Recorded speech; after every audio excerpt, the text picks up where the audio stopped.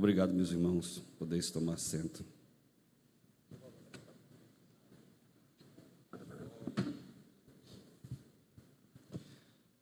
Meus irmãos, a paz do Senhor. Pastor Valbert nos convidou para falar sobre evangelismo, numa visão geral, e eu quero começar lendo Romanos capítulo 1, pedir que você procure aí,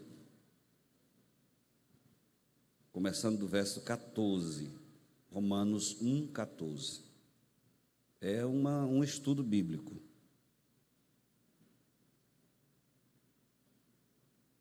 Uma conversa, uma palestra. Já encontraram? Amém? Marquem também 1 Coríntios 9. 1 Coríntios 9.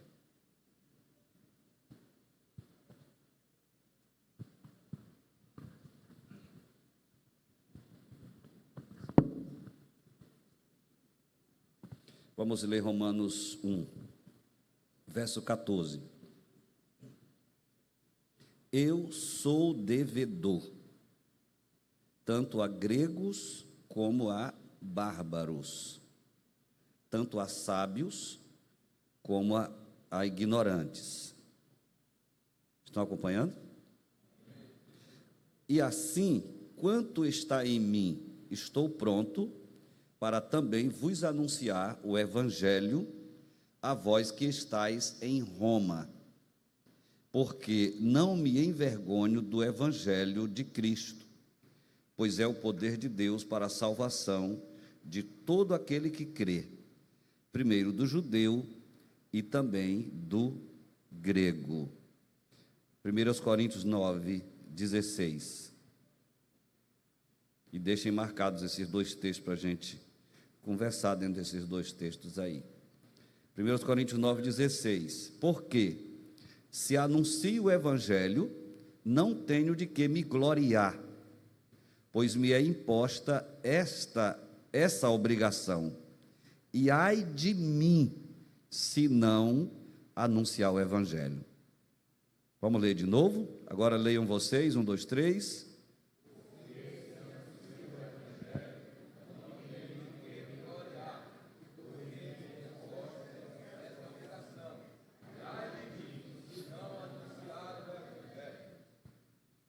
Então, deixa a Bíblia aberta e olhem para cá. Primeiramente, eu quero definir o que é evangelismo. O dicionário define evangelismo como zelo em propagar o evangelho. Zelo em propagar o evangelho. Se nós usarmos a palavra zelo, nós íamos dizer um montão de coisas sobre ela. Mas você sabe o que é zelo. Uma casa dessa zelada, uma casa familiar que tem zelo pela dona da casa ou pelo dono da casa. E aí dá para você entender o que é zelo. O dono de uma roça que é zeloso, você entra na roça, dá gosto de ver, mas o que não é só mato, e assim por diante. Então, o zelo em propagar o evangelho, cuidado. No Novo Testamento, o evangelismo pode ser definido da seguinte maneira: o emprego da palavra de Deus por todos os crentes. Ou seja, o uso da palavra de Deus por todos os crentes, em que tem o seu sincero desejo de ganhar almas para o Senhor Jesus Cristo. Ele tem aquele desejo de ganhar almas em todo lugar, em todo o tempo, usando os meios que estiver em suas mãos. Todos os meios. Cada crente deveria considerar o trabalho de evangelismo pessoal como uma honra e como um grande privilégio que lhe é confiado a fazer pelo seu mestre. Quer dizer, Se nós temos consciência do que é evangelismo, então nós não vamos perder a oportunidade que tivermos para ganhar uma alma para Jesus. Não vamos perder essa chance. Aquela que Deus colocar em nossas mãos. Nós que somos zelosos, que somos fervorosos, não vamos deixar passar uma chance que Deus nos dê. Isso é como que o apóstolo Paulo chama de remir o tempo, aproveitar o tempo, aproveitar as oportunidades, que muitas das vezes a gente deixa passar. Vou dar um exemplo. Um primo meu que hoje não está crente, não sei nem se ele volta para Jesus, espero que ele ouça isso aqui. Ele me contou que ia passando de cavalo. Espero que ele escute e se reconcilie. Ia passando, andando montado, quando de repente o Espírito Santo fala com ele. Ele era crente. O Espírito Santo fala com ele e diz: evangeliza esse moço que passou por ele, também montado. E ele resistiu à voz do Espírito Santo, não atendeu. 3 dias depois ele soube que aquele moço tinha morrido e morreu sem Jesus. Então observe isso, como é sério essa questão de nós aproveitarmos a oportunidade que Deus nos dá e que nós deixamos passar muitas das vezes. E o apóstolo Paulo, nesse texto, ele mostra claramente que ele tinha consciência de que ele deveria fazer esse trabalho ou ser um evangelista. Primeiramente, consciência do dever de evangelizar. Depois, nós vamos trabalhar a disposição para evangelizar. E por último, Paulo tinha coragem para evangelizar. Ele não apenas tinha consciência do seu dever, mas ele tinha disposição e ele tinha coragem. Porque às vezes nós sabemos que é um dever, mas não temos disposição. Não levantamos uma palha, não fazemos nada. O vizinho morre sem Jesus e a gente nunca vai lá dizer que Jesus salva. Nunca vai dizer para ele que ele tem uma chance de ir para o céu. Vizinho, estou falando a pessoa bem próxima. Às vezes é um parente que também morre sem Jesus e a gente não tem disposição para lhe falar de Jesus. E às vezes nós temos a consciência e temos até a disposição, mas falta a coragem. Eu quero trabalhar exatamente esses 3 pontos rapidinho com os meus irmãos. Primeiramente, a consciência. Paulo diz assim, verso 14, quer ver? Leia comigo, verso 14, todos juntos. Verso 14, leia.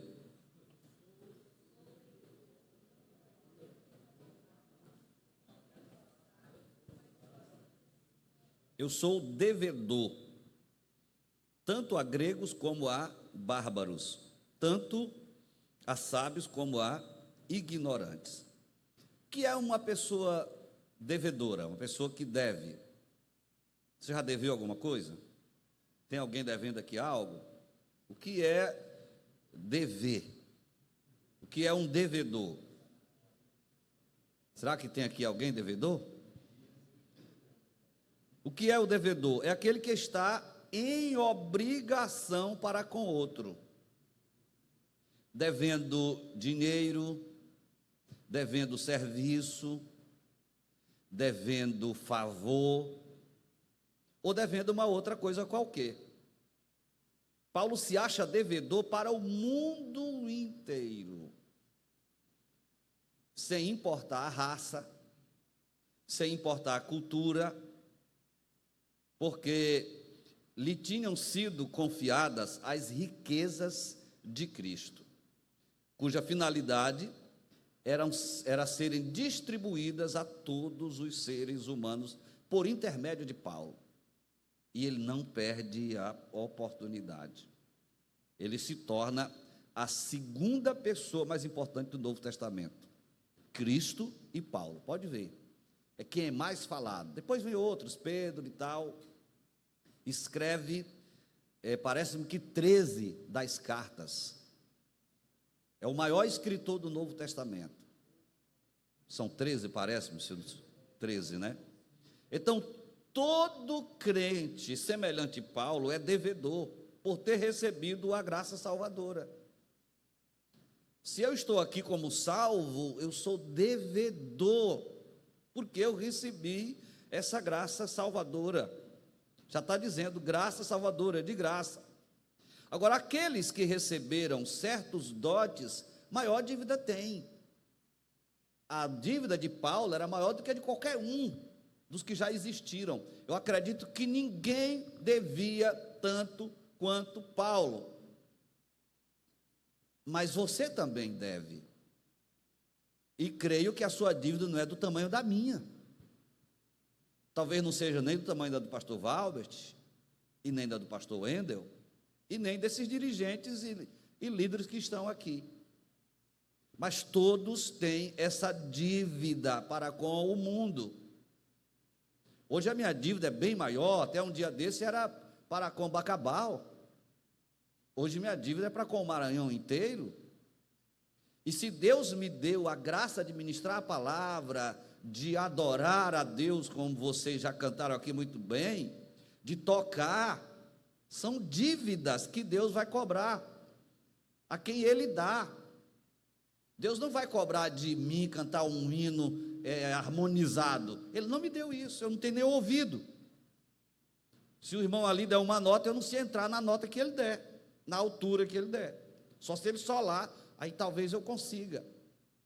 Mas você tem ouvido, você tem melodia, você tem inspiração, mas aí não canta.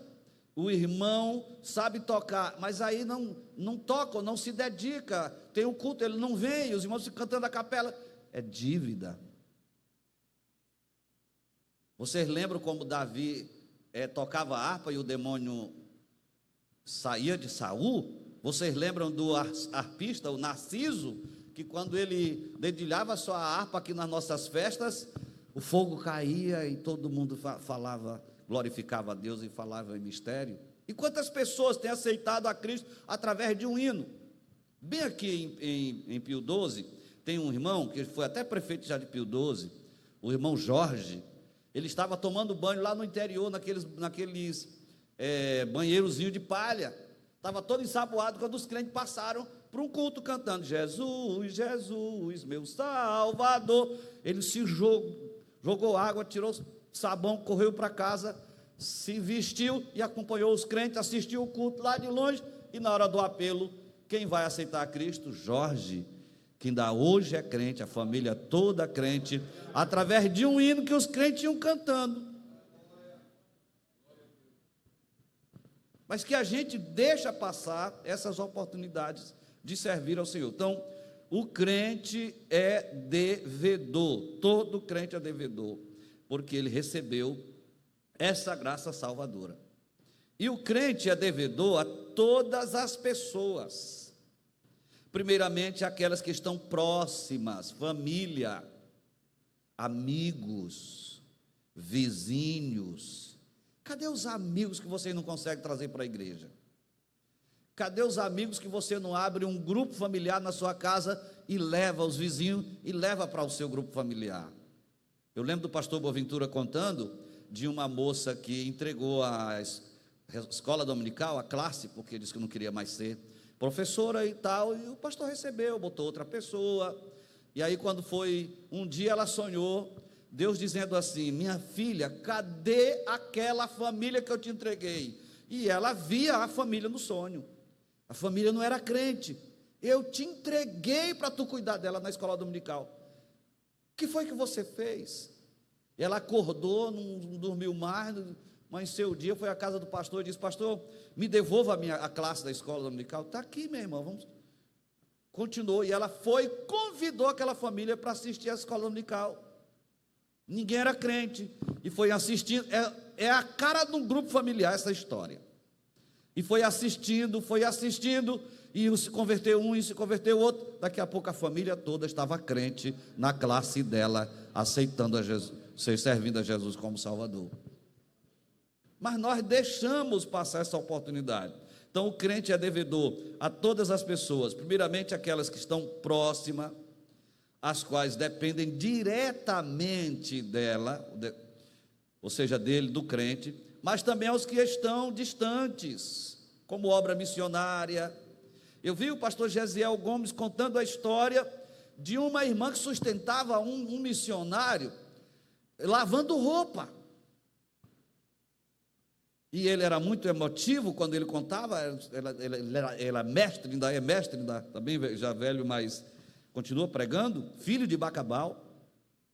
Ele dizia na sua história que quando ela estava lavando roupa, estava chorando e falando em mistério, porque ela fazia aquilo com amor, lembrando do missionário que estava lá do outro lado, digamos assim, do mundo, pregando o evangelho, mantido por ela lavando roupa. Compete o pastor Valbert.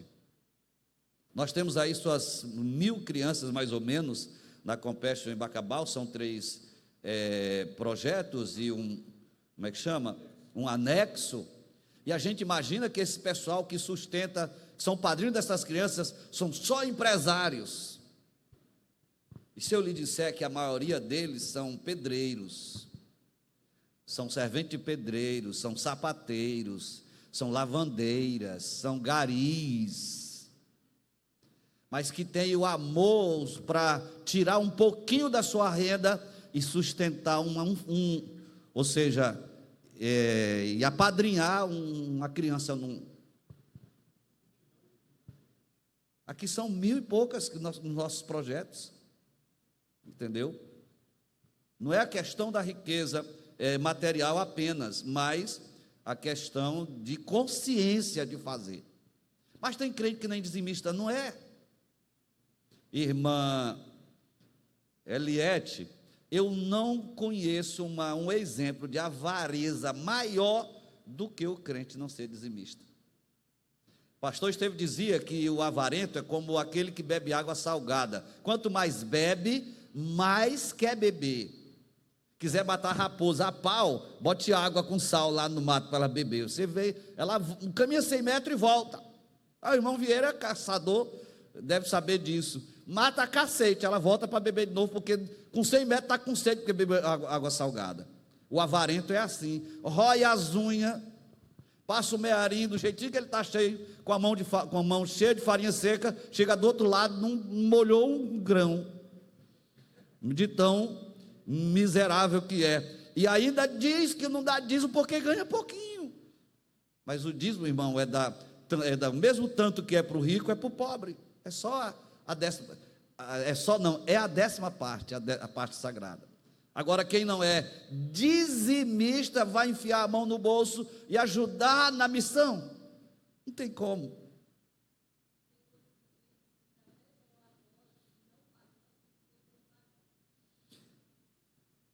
Diz que estão melhor agora não pagando do que quando pagava. Nós vamos ver no futuro, né? Quando for chamado, quando a senha for chamada. Mas a importância de fazer esse trabalho. O crente é devedor, vou repetir, primeiramente para os que estão próximos, mas também para os que estão longe. E Paulo era devedor ao mundo inteiro. Só que Paulo pagou a sua dívida. Aí vem a pergunta: e nós? Nós estamos pagando a nossa dívida? Ou nós estamos deixando os nossos vizinhos, nossos parentes, os nossos amigos morrerem sem Jesus? Como é que você consegue olhar para a cara de um amigo dentro do caixão, sabendo que ele está no inferno e você não fez nada para salvá-lo? Judas diz assim: salvai alguns arrebatando-os do fogo. O que foi que nós fizemos? Que bombeiro é esse que o prédio se incendeia todo? Ele poderia tirar pelo menos 2, mas ele não tira ninguém. Ele não faz nada. Paulo pagou a sua dívida, mas nós, eu e você, nós temos feito a obra do Senhor. Irmão, é muito gostoso você ouvir alguém dizer que aceitou a Jesus por intermédio de você. Eu lembro muito bem que quando eu saí de São Luís, eu saí com 20 anos, aí fui para um congresso em São Luís. Eu ainda era solteiro, meu Deus, eu não lembro, eu era muito jovem ainda. Eu só sei que quando nós terminamos lá numa palestra, aí uma jovem gritou lá do meio assim: irmão Raposo. Ela disse: aguarda aí que eu quero falar com o senhor. Aí correu lá, me abraçou, me beijou, aí pegou nos ombros e diz assim: sabe o que significa isso? E eu já estava todo acanhado. Eu disse: me diga. Ela disse: amor, mas é amor cristão. Não sei nem se você sabe, mas foi você que me ganhou para Jesus. E eu sou líder de mocidade hoje na congregação onde você foi líder. Isso me marcou. Isso me marcou. Os testemunhos que eu tenho desse reflexão do dia e de tanto. Agora mesmo eu visitei, como já presidente da convenção, visitei um casal. Eles têm 27 anos de pastor. O casal, ele tem 27 anos de pastor, ela 27 anos de missionária. E eu, a surpresa, quando eu estou visitando, me receberam como se fosse um rei. E eu digo: rapaz, mas ser presidente é muito importante, né? Porque eu vejo isso, pessoal. Aí depois, na hora do almoço, a irmã abriu o verbo e foi dizer o porquê daquele carinho. Porque eu tinha ido pregar na igreja tal, num congresso de mocidade, e lá eles estavam. Ainda não se conheciam, mas os dois estavam no congresso.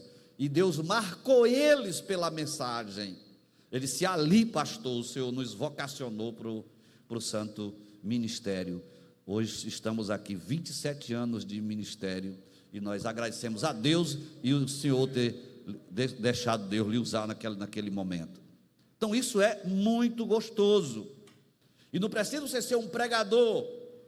Até um mudo ganha outro mudo, na linguagem de Libra. E você pode ganhar muita gente através de uma música, cantando, adorando, exaltando, tocando o céu e tocando os corações. As pessoas vêm chorando aceitar a Jesus como Salvador. Então veja o que você está fazendo, porque os campos já estão brancos para a ceifa, e nós somos os ceifeiros. Eu e você somos esse ceifeiro. O versículo diz ainda, olhe de novo para o versículo 14: eu sou devedor. Falamos dessa dívida, dessa consciência dessa dívida. E ele diz que é devedor a quem? A gregos e a bárbaros, a sábios e a ignorantes. Ele não é devedor só aos gregos, ele é devedor também aos bárbaros. Ele não é devedor só aos sábios, mas também aos ignorantes. Eu quero apenas destacar os bárbaros, porque ignorantes e sábios fica mais fácil você entender quem são. Então, entre os gregos e romanos, dizia-se que bárbaro era o estrangeiro, alguém que não falava nem o grego nem o latim. Esse era bárbaro. E Paulo está dizendo que é devedor a eles também, que nem falava a língua que ele falava. E Paulo acho que era um poliglota. Pelo menos ele era mestre da lei, o grego, o hebraico, com certeza ele falava, o latim, mas eu não sei se ele falava essa língua dos bárbaros, mas ele disse que era devedor a eles também. Ele diz também que ele é devedor aos sábios ignorantes. Ele tinha consciência de que era obrigação dele pregar o evangelho aos sábios, aos entendidos, porque ele era polido, aos filósofos, aos letrados da sua época, mas também ele era devedor para com os sem cultura, os favelados do seu tempo, as pessoas da roça, as pessoas que falavam no Tarrendo e no Prumode. Ele era devedor também para com essas pessoas. Então Paulo era tão consciente de sua obrigação de pregar o evangelho, que o versículo que nós lemos por último, lá em 1 Coríntios 9,16, leia aí para mim, vamos lá, está bem aí, eu pedi para você marcar, 1 Coríntios 9,16, todos juntos, 1, 2, 3,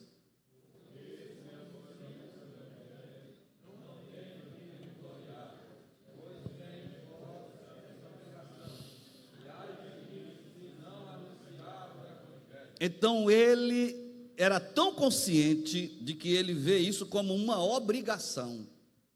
Claro que era um privilégio, mas era uma obrigação. Ele sabia que tinha a obrigação de pregar. Aí por isso que ele diz: ai de mim se não anunciar o evangelho. E essa obrigação, meus irmãos, não é apenas minha, Eu lembro uma vez que eu estava falando sobre esse assunto, isso faz muito tempo, só em Bacabal eu tenho 34 anos, eu ainda estava em Triângulo, eu falava em Dom Pedro, e o diácono, quando me ouviu assim, levantou e saiu dizendo para os outros: está aí, ó, está vendo aí, ó, a gente paga, só faltou me xingar, só faltou dizer, a gente paga esse miserável, dá dízimo para esse miserável, para ele pregar, e ele vem dizer que a responsabilidade é de todos nós. Meu irmão, eu não sou mais do que uma ovelha guia, e posso mostrar isso na prática. Meu pai vendeu o rebanho dele para pagar o banco, e vendeu parte das ovelhas, e eu era um pastor de ovelhas até os 14 anos, e com aquelas ovelhas que foram vendidas, foi vendida a ovelha que puxava o rebanho. Todos os dias, quando eu ia para o rebanho, para o campo, para o pasto, levar as ovelhas, aquela ovelha se levantava, sacudia, berrava e saía, e as outras acompanhavam. Bastava eu guiar a ovelha guia, e todo o rebanho acompanha a ovelha guia. É assim que tem que ser no rebanho de Cristo também. Mas infelizmente alguns... Eu já tangi bode também, pensa na dificuldade. Você tange um para um lado, os outros se espalham. Só vai amarrado. Ovelha não. Se você conduzir a guia, o rebanho todinho vai. Pois é, e papai vendeu o rebanho e foi a ovelha guia. Gente, eu fiquei pensando comigo mesmo no dia seguinte, eu fiquei querendo saber como é que ia ser. Quem ia puxar o rebanho? Aí quando amanheceu o dia que eu fui levar as ovelhas para o pasto, elas levantaram e me cheiraram, e aí uma berrou lá, se sacudiu e saiu, e as outras acompanharam, e a partir daquele dia, aquela ovelha foi a ovelha guia. Quem elegeu, não me pergunte, que não foi eu, mas ela foi eleita lá durante a noite. Acho que elas fizeram uma reunião, ou o próprio Deus Todo-Poderoso disse: você agora vai puxar o rebanho. Eu não sou mais do que essa ovelha guia. Como ovelha, eu tenho o dever de gerar filhos espirituais, de parir meus borreguinhos. Como Paulo dizia assim: meus filhinhos, por quem novamente eu sinto as dores de parto. Você já sentiu dor de parto por alguém? Eu lembro que eu cheguei, eu fiz um trabalho em Triângulo, ganhamos 86 pessoas, não é nada para Bacabal, não é nada de 86, mas para Triângulo é quase o povoado todo. 86 pessoas aceitou a Cristo como Salvador. Comecei a fazer um trabalho como esse, de discipulado, e um dia eu cheguei, 1h30 da tarde, morto de fome, e quando eu tirei a camisa, lembro que eu tirei a camisa, estava tirando o sapato, quando a menina disse: tu nem sabe quem se desviou, e eu espero que ela ouça também. Aí eu disse assim: quem? Ela disse: a Gracinha e a de Assis. E eu botei a meia novamente, botei a camisa. Ela disse: e tu vai para onde? Eu disse: tu não, nós. Ela disse: mas agora não vai nem almoçar? Não, só quando nós visitarmos essas duas jovens. E fomos lá e visitamos. Graças a Deus, a Gracinha se reconciliou, até hoje é crente, para a glória do nome do Senhor. Eu senti dores de parto por aquelas jovens daquele dia. Não tem como eu ver uma pessoa se desviar e eu ficar inerte, sem fazer nada, sem ajudar. Fomos lá, a de Assis não voltou, mas naquele dia ela voltou, mas depois desviou de novo. Agora a Gracinha ainda hoje é crente, para a glória do nome do Senhor. Então Paulo diz assim: ai de mim, se não anunciar o evangelho do Senhor Jesus Cristo. Então é uma questão de consciência. Se você não tinha essa consciência que você era devedor, mas hoje você tem. Parabéns ao pastor Valbert por nos trazer aqui, para trazer essa palavra de esclarecimento. Você é devedor. Tem pessoas que você conhece que só vão para o céu se você entrar em ação. Se você não entrar em ação, essas pessoas vão para o inferno. E nós somos devedores. Filho do homem, se tu vires o homem pecar, me ajudem aí, que eu sou ruim de referência.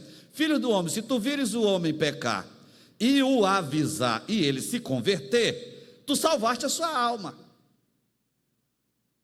Mas se tu vires o homem pecar e tu não o avisares, e ele morrer no seu pecado ele morrerá. Mas o que é que Deus vai fazer? Bora, me ajudem. O que é que Deus vai fazer? Vai requerer o seu sangue da tua mão. Porque tu viste ele pecar e não avisaste, não tocaste a trombeta. Tu viste um incêndio, mas não foste lá salvá-lo. É uma responsabilidade nossa. Eu já citei Judas: salvai alguns arrebatando-os do fogo. Para Judas o fogo já está aceso e as pessoas vão cair dentro do fogo eterno. Já estão condenadas. Pastor, mas fazer o que se já estão condenadas? Mas elas faltam morrer. Enquanto elas não morrerem fisicamente, você pode chegar lá e arrebatá-las do fogo. Entra aí não vai por aí não. Isso é evangelizar, pregar o evangelho do Senhor Jesus Cristo, que é o poder de Deus para a salvação de todo aquele que crê. Quem é que está entendendo? Agora nós viramos uma igreja de 4 paredes. Poder de Deus, línguas estranhas, dons espirituais, maravilhas. Cadê as conversões? Cadê os novos decididos? Ou vocês não lembram que o Senhor Jesus Cristo disse: recebereis poder, como é que diz lá? Ao descer sobre vós o Espírito Santo. Bora, me ajuda, continua. Para que isso? Para vocês serem minhas testemunhas. Aonde? Jerusalém, Judeia, Samaria, até onde? Até os confins da terra. Que Pentecoste é esse? Nossa lição foi muito clara. Eu até estava olhando ela aqui no celular, que eu tenho o aplicativo da lição aqui. O último ponto, o nosso querido comentarista, que já encerrou a lição: o Espírito Santo como fonte geradora de missões. Que poder pentecostal é esse que não nos leva a ganhar almas, que não nos leva a fazer alguma coisa, que não nos leva a um programa de rádio, que não nos leva a um programa de televisão, que não nos leva a distribuir um folheto, que não nos leva a fazer o grupo familiar na nossa casa, que não nos leva a fazer uma aliança bíblica, como o Marquinhos, vereador, fez uma época com a mocidade, lá na universidade, mas ao contrário, que faz com que eu vire as costas para o Evangelho, e aí me envolva com essas ideologias malignas que tem por aí. Que Evangelho é esse? Não, o Evangelho que eu conheço é o poder de Deus para a salvação de todo aquele que crê, um Evangelho que transforma e que nos leva a ganhar outros. Eu lembro que quando eu me decidi, eu comecei a ser chamado de pastorzinho na Escola Técnica Federal do Maranhão. Toda oportunidade que eu tinha, eu estava na frente da minha classe. Claro, aborreci alguns, e quantas vezes alguém batia na porta do banheiro, pensando que tinha uma pessoa do outro lado atendendo uma necessidade fisiológica ou biológica, enquanto eu estava de joelhos: Senhor, dá a minha classe, Senhor, me ajude a salvar a minha classe. Não salvei muitos não, mas Deus me deu a graça de salvar alguns, e desses alguns, 2 são pastores hoje, lá da Escola Técnica Federal do Maranhão. Pastor, mas é porque o senhor... Não, eu apenas tentei cumprir o meu chamado. Não é que eu sou mais importante do que vocês, de jeito nenhum. Irmãos, imagina, nós nem sabemos quem ganhou Estevão Ângelo de Souza, nós não sabemos quem ganhou Alcebiades Pereira Vasconcelos, mas vai imaginando aí, nós não sabemos quem ganhou para Jesus Daniel Berg e Gunnar Vingre. Se nós formos utilizar aquele método da pirâmide aí, que tem alguns sistemas aí não sei se até de enrolação da pirâmide, imagine aquela pessoa que ganhou Daniel Berg e que ganhou Gunnar Wingre. E esses dois rapazes vieram para o Brasil, incendiaram o Brasil. Hoje, só assembleianos, nós somos mais. Quantos milhões nós somos hoje, pastor Valbert? Você que está mais inteirado do que eu. De evangélico, em torno de 40 milhões. Só assembleianos, vamos botar por a metade, 20 milhões. Sem falar nos que já estão lá na glória desses 100 anos de evangelho. E que começaram com 2 de Daniel Berg, Gunnar Wingre, mas que vieram lá daqueles que ganharam Daniel Berg, Gunnar Wingre. Imagina isso. Uma plantinha que você ganha, aquela criança que você evangeliza, aquele adolescente que você evangeliza, aquele jovem que você evangeliza, aquela pessoa que você nem imagina o que essa pessoa vai ser no reino de Deus. Aí Deus destaca e essa pessoa cresce, e o galardão está onde? Lá com você que ganhou aquela pessoa para Jesus. Quem está compreendendo? Então, quanto está em mim, Paulo diz, eu vou pregar o evangelho. Vamos ler o verso 15 agora, vamos lá? Deixa eu começar a terminar. Verso 15, todos juntos. E assim, bora juntos, meus irmãos, me animem aí.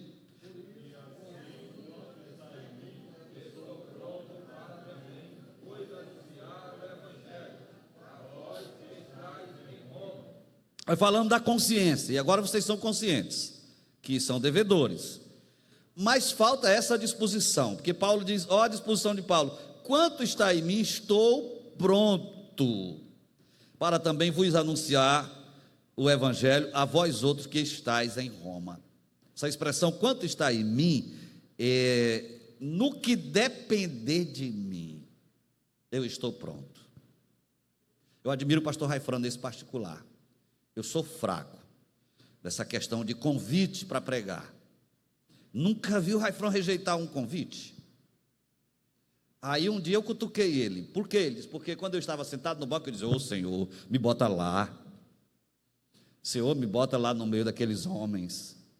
Me põe lá, Senhor. E o Senhor me pôs. Como é que eu vou dizer não agora a um convite? Estão me convidando porque Deus me destacou. Isso é importante, irmãos. A oportunidade que Deus nos dá. Então Paulo diz assim, no que depender de mim estou pronto.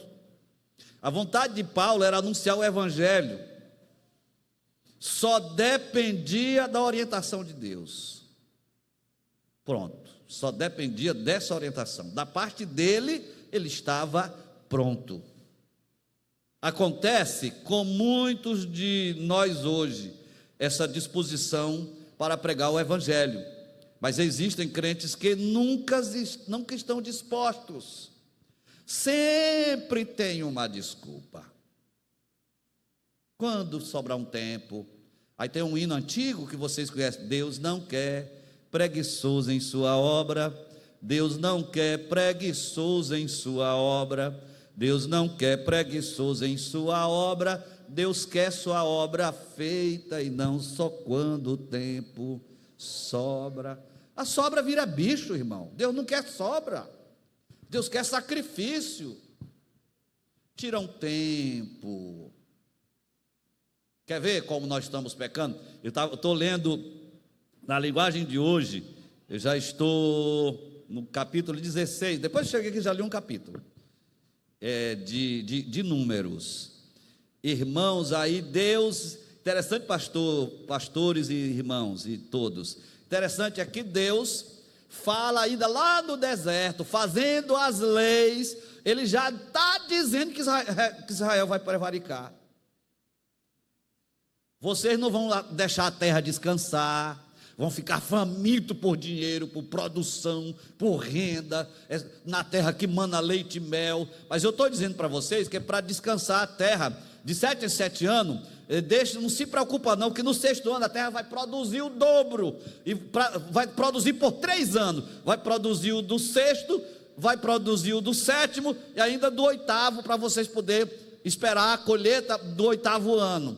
Mas deixa a terra descansar no 7º, porque se preocupa que eu vou fazer a terra produzir demais no 6º ano. Agora, vocês não vão atender, e eu vou cobrar de vocês os anos sabáticos, 70 anos, já estava dizendo que ia mandar para o exílio, e mandou. Porque eles mesmo avisados, eles não obedeceram. E nós temos assim: oh Jesus, me dá um emprego, Jesus, chora e tudo, pastor, ora por mim. Não sei se vocês sabem dessa. Diz que o irmão chegou e disse assim: pastor, ora por mim, pastor. Porque, pastor, eu tenho tanta vontade, quando o senhor faz uma campanha, pastor, eu tenho tanta vontade de contribuir, mas eu não tenho como, pastor, ore por mim para Deus me dar um emprego. O pastor chamou a família, orou por ele, estava na casa pastoral, e aí Jesus abençoou, abriu as portas e ele conseguiu um emprego. Todo mês, $100, ganhava $1.000, né? Todo mês $100, todo mês feliz, louvando a Deus. Deus foi abençoando, aí começou a dar $200 e 500, e daqui a pouco estava dando $1.000, aí o diabo botou no ouvido dele: tu não acha que esse dinheiro é demais não? $1.000 de dízimo todo mês? E ele começou a ficar atribulado, porque era $1.000. Ô gente, mas se é $1.000 ou R$1.000, é porque está ganhando R$10.000 ou $10.000. O que é que você quer? Dar R$100 de dízimo fiel ou R$1.000 de dízimo fiel? O que é que você quer? O que é, Eliette? Não sabe fazer conta não, Eliette? Sabe? Diz aí o que é que tu queres. 1.000. Por quê? Porque 1.000 você está ganhando 10.000. E quem dera que você possa dar 10.000 de dízimo todo mês. Isso significa dizer que você está ganhando 100.000. Se eu ganho 10 ao Senhor, eu levo 1. Se eu ganho 100 ao Senhor, eu levo 10. Se eu ganho 1.000 ao Senhor, eu levo 100. E para mim tudo corre bem. Mas o diabo disse: 1.000 é demais. Ele foi à casa pastoral e disse: pastor, quer dizer que eu não vou mais ser dizimista não. Por quê? $1.000, pastor, é dinheiro demais. $1.000 todo mês. Fulano, Maria, que é, homem? Chama as crianças e vem cá. Que foi? Vamos orar para o irmão, para Deus baixar o salário dele, para ele poder ser fiel. Que ele não pode mais ser fiel. Quando foram levantando as mãos, o irmãozinho: não, peraí, pastor, ele lembrou daquela oração lá atrás. Não, pastor, peraí, porque eu quero continuar sendo fiel. Bem, já que eu estou tocando nesse assunto, deixa, trazendo 1.000. Já que eu estou toquei nesse assunto, que não estava dentro, mas não se faz evangelismo, a igreja não faz evangelismo sem contribuição. Os irmãos sabem muito bem, tudo isso aqui é fruto de dízimo de oferta, os irmãos sabem muito bem, e muitas das vezes um pouquinho de loucura da gente, né? Porque se a gente for pensar nisso, não faz. Um pastor me contou, fui pregar na igreja dele agora, recente. Ele disse que passou fome num localzinho lá. Passou fome num localzinho lá. E um dia ele está chorando de madrugada: Senhor, por que isso? Por que essas pessoas não se convertem? Por que essa igreja não cresce? Por quê? Por que eu não consigo ganhar almas nesse lugar, Senhor? Essa igreja, no culto doméstico, é o mesmo choro. E tinha um irmãozinho, que o nome era João, sabe daqueles, quase toda igreja tem um, meio tantando a cabeça. O Joãozinho chegou lá e disse: Pai do Senhor, pastor, Pai do Senhor, senta, irmão João. Ele sentou. Na hora que o João sentou, o João olhou para ele e disse: tu pensa que eu não vi teu choro de madrugada? Tu falando isso. E tu pensa que eu não vi tu chorando do mesmo jeito no culto doméstico? Eu vi tudo. Tu sabe por quê que a situação está do jeito que está? Porque todos os meus obreiros, todos os meus 11 obreiros que já passaram por aqui foram infiéis a mim, inclusive tu. Muda de atitude, seja fiel a mim, e eu vou te mostrar como essa situação muda. Disse isso, aí deu uma gargalhada e disse: o João já vai, pastor. Mas dava para ver o que era João e o que não era João. Irmãos, e ele fez um propósito com Deus de ser fiel nos seus dízimos. Pouquinho, mas fiel, fiel, fiel. Um dia o prefeito disse assim, enquanto ele disse: rapaz, eu não tinha parado para pensar na tua situação. Como é que tu vive se não tem nem crente? Eu sei que os pastores vivem dos dízimos. Como é que tu vive? Eu sei que tu está passando necessidade. Vou te dar um emprego. Ele disse: não quero. Não quero ser laranja, não posso trabalhar para a prefeitura, eu trabalho para Jesus. Mas que o Senhor empregue alguns dos nossos irmãos, que são poucos, que vai me ajudar bastante. E ele empregou aqueles irmãos, pouquinho. Dias depois, a mulher do prefeito se converte. Quando ele pensa que não, tinha 40 irmãos na igreja, funcionários da prefeitura. Ele disse: pastor, eu não soube mais o que foi sofrimento. Só não vou dizer o nome dele, porque hoje, quando a gente fala, tudo sabe. Mas é da nossa convenção. Então, irmãos, é muito clara essa questão da nossa fidelidade ao Senhor nosso Deus. Não me envergonho do Evangelho. Aliás, quanto está em mim, estou pronto. Então, quando ele diz que está pronto, significa dizer que nós também precisamos dessa prontidão para servir ao Senhor. Mas existem crentes que nunca estão dispostos. Quando ele fala a pregar o Evangelho também em Roma, ele está falando de uma cidade, irmãos. O que vocês acham que tamanho era Roma na época de Paulo? Para ele dizer que estava disposto a pregar o Evangelho em Roma. O que vocês acham? Na época de Paulo, segundo os estudiosos, já era uma cidade de mais ou menos de 4 milhões de habitantes. Não era uma aldeia, não. Mas vamos terminar. 3 vezes mais do que São Luís. Mas vamos terminar. Consciência do dever, disposição para evangelizar e, por último, que eu citei, coragem para pregar o Evangelho. Leia agora para mim Romanos, o último versículo, 9,16. 1 Coríntios 9,16. Leia aí.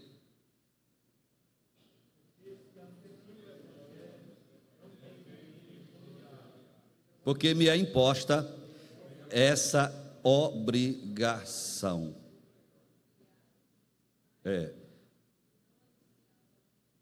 Certo. Mas eu quero voltar para Romanos 16, mas é de Romanos 1, que é para a gente fechar nosso pensamento. Bora, procure aí. Porque não me envergonho do Evangelho de Cristo, pois é o poder de Deus para a salvação de todo aquele que, primeiramente de quem? E depois do grego. Então, o que nós estamos vendo aqui nesse último texto? A coragem de Paulo. Ele está dizendo que não me envergonho do Evangelho de Cristo. Irmãos, o Evangelho era motivo de zombaria em Roma.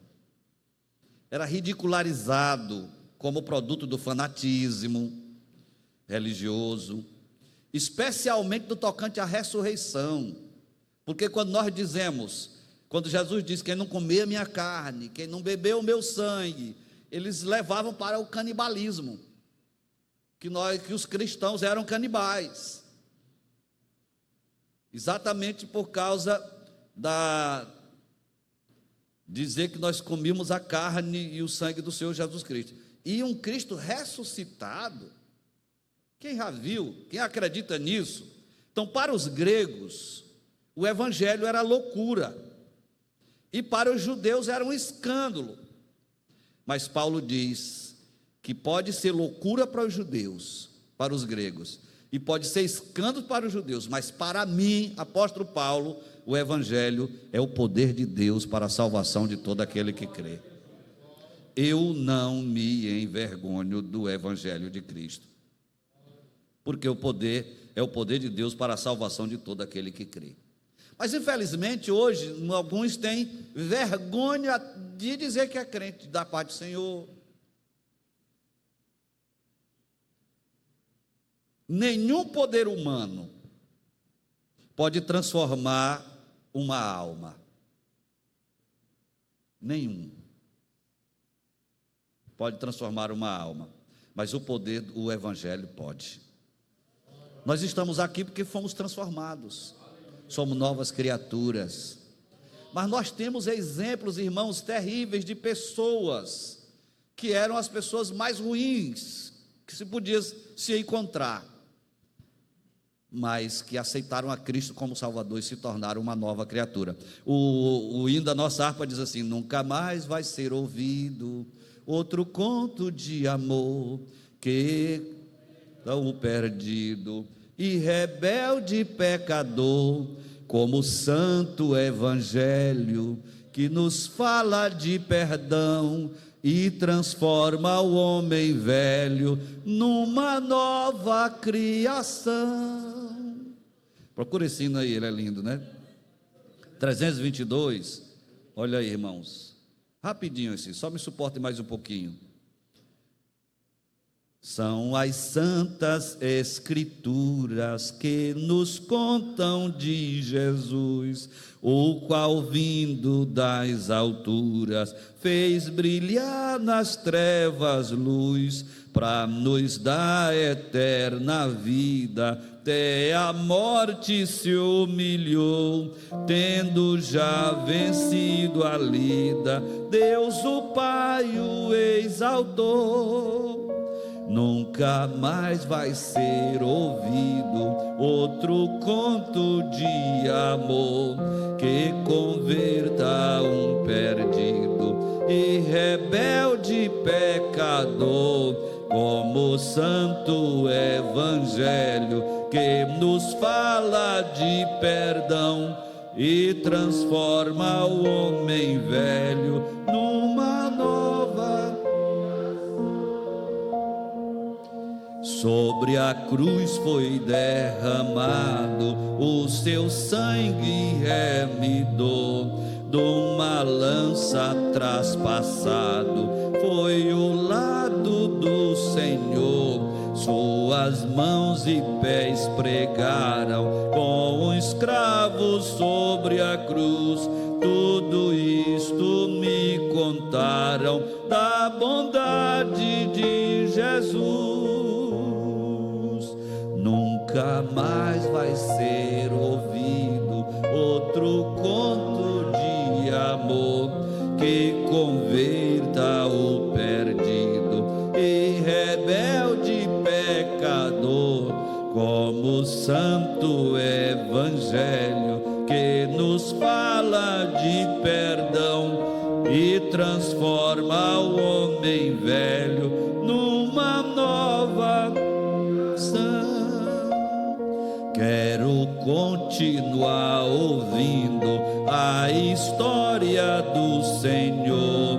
Salvação estou fruindo deste conto de amor. Do juízo fui liberto, da condenação da dor. Pela Bíblia estou bem certo que Jesus é o Salvador. Nunca mais vai ser ouvido outro conto de amor que converta um perdido e rebelde pecador, como o santo evangelho que nos fala de perdão e transforma o homem velho numa nova criação. Quem já foi transformado, quem recebeu uma nova vida em Cristo Jesus, pois é o Evangelho, esse poder de Deus. Ô irmãos, quantas pessoas que não valiam o cibazol, como diz lá no meu interior, não valia o que a gata enterra, ninguém dava nada por ele, mas Jesus deu, né? Jesus deu. O mundo fez leilão da minha alma, o inimigo concorreu para arrematar, mas Jesus com o seu sangue remidou, tudo fez para minha alma resgatar. Eu hoje sou um salvo. Quem é? Quem é salvo? Tudo pelo Evangelho. Não foi com ouro nem com prata, que fostes comprados da vossa vã maneira de viver, mas com o sangue precioso de Jesus, como de um cordeiro imaculado. As pessoas precisam ouvir isso para poder aceitar a Cristo como Salvador. A igreja precisa sair das quatro paredes, precisa fazer culto na sua calçada, precisa levar os cultos de ação de graça para a sua casa, precisa dar refrigerante, nem bolo não. Convide a congregação e faça um culto na sua casa, para que os ouvintes, os amigos, os vizinhos possam ouvir o Evangelho. Faça um GF na sua casa, faça alguma coisa na escola, faça alguma coisa no seu trabalho, faça alguma coisa para que você possa salvar alguns. Concluindo, meus irmãos, você deve anunciar o Evangelho, porque você já sabe, você tem consciência que é sua obrigação anunciar o Evangelho. Você deve a todas as pessoas, porque você recebeu a graça salvadora de Cristo, as riquezas de Cristo, cuja finalidade é serem distribuídas a todos, e tem que ser por nosso intermédio. Não é por intermédio das pessoas não crentes, não, é por nosso intermédio. Já pensou se não tivessem pregado o Evangelho a nós? Onde era que nós estávamos hoje? Eu agradeço a Deus, porque alguém pregou o Evangelho, a minha irmã mais velha, a Veni, e ela trouxe o Evangelho para dentro da nossa casa. E eu com 5 aninhos já me agarrava com a saia da minha mãe, dizendo que queria entrar na crença. Mamãe dizia: você não sabe de nada. Mas minha irmã dizia que quem não era crente ia para o inferno, e eu não quero nada com o inferno. Aí eu comecei a ouvir os pregadores pregando e falando de Jesus, o caminho, na minha mente de criança, um caminho acima das estrelas. Até que um dia eu ouvi: um pendão real vos entregou o rei. E eu ouvi aquilo, saí de casa e passei por debaixo do banco, passei lá pertinho do pregador, porque na minha cabecinha de crente, entrar na crença era chegar e entrar no meio dos crentes. Pois é, entrei no meio dos crentes e fiquei até hoje servindo ao Senhor como Salvador. Então é sua obrigação distribuir as riquezas do Evangelho. Você deve ter disposição para anunciar o Evangelho, pois o Evangelho está a depender de você. Nós aqui somos os porta-vozes. Paulo é muito claro: quando está em mim, estou pronto. Isto é, no que depender de mim, eu estou pronto. A pergunta é: você está pronto também? Ou vai continuar nessa inércia, de braços cruzados, sem fazer nada, as pessoas morrendo e você só desfrutando das benesses do reino? Ô irmãos, aqueles leprosos lá fora, quando viram Arraial coberto de riquezas, porque o exército inimigo tinha fugido, eles não podiam estar no meio do povo, que eram leprosos. Quando eles começaram lá a se fartar de todas aquelas iguarias, pararam e pensaram: não está certo o que nós estamos fazendo. E quando nós estamos de barriga cheia, o povo está lá da cidade, com medo, morrendo de fome. E foram e bateram no portão e anunciaram que Deus tinha destruído o exército inimigo e que tinha riqueza a fartar para todo mundo. E o povo saiu para pegar o despojo. Nós vamos ficar dentro de quatro paredes, falando línguas estranhas, profetizando, cantando hinos maravilhosos, cheio do poder, os dons espirituais à nossa disposição, sem fazer nada por aqueles que estão lá perdidos. É dever da igreja. A igreja existe para isso, para fazer, levar o Evangelho. Então, ainda você deve entender que, além da sua obrigação e da sua disposição, você precisa ter coragem para anunciar o Evangelho do Senhor Jesus Cristo. Não seja tímido, não se envergonhe. Anuncie o Evangelho, porque o Evangelho é o poder de Deus para a salvação de todo aquele que crê. Se você pode tomar a decisão de anunciar o Evangelho, faça isso quando? Me digam. Hoje. Faça alguma coisa. Não continue da mesma forma que você vem até agora. Você precisa se comprometer com o reino, com o anúncio do reino, e tem que ser agora. Fique de pé para a gente dizer amém. Agora procure João 4:35. João 4:35. E o pastor Valbert vai orar por nós. João 4:35. Vou aguardar você procurar.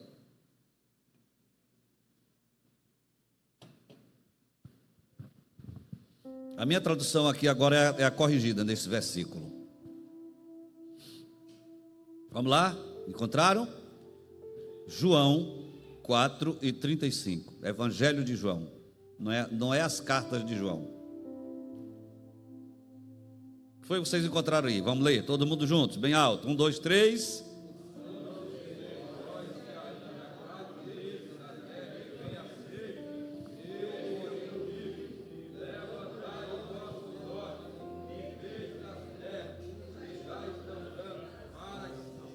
Deixa eu ler para quem não tem a Bíblia. Não dizeis vós que ainda há 4 meses para a ceifa. Olhe para mim. Infelizmente essa é a fala de muitos. Agora não, hoje não, mais tarde, daqui a um tempo. Gente, mas quando é que essas pessoas vão ser chamadas para a eternidade? E se forem chamadas hoje à noite, sem Jesus? Não dizeis vós que ainda há 4 meses para a ceifa? Eu, porém, vos digo. O que ele está dizendo? Erguei os olhos e vede os campos, pois já estão brancos para a ceifa, já estão maduros para serem colhidos. Não é só o velhinho de bengala, não. Tem muito velhinho de bengala que está enterrando gente nova. Não é só o velhinho de bengala, não. Pessoas novas também morrem. É triste ver um jovem, um adolescente morrer sem Jesus. Vamos salvá-los? Eu acho que vocês não vieram aqui apenas para ver um discurso. Vocês vieram com chuva, exatamente porque estão dispostos a mudar de atitude. Não apenas ganhar eleitor, mas ganhar vidas para Cristo, viu, irmã Eliette? Pastor Valbert orando por nós. Eu espero que Deus tenha falado ao seu coração.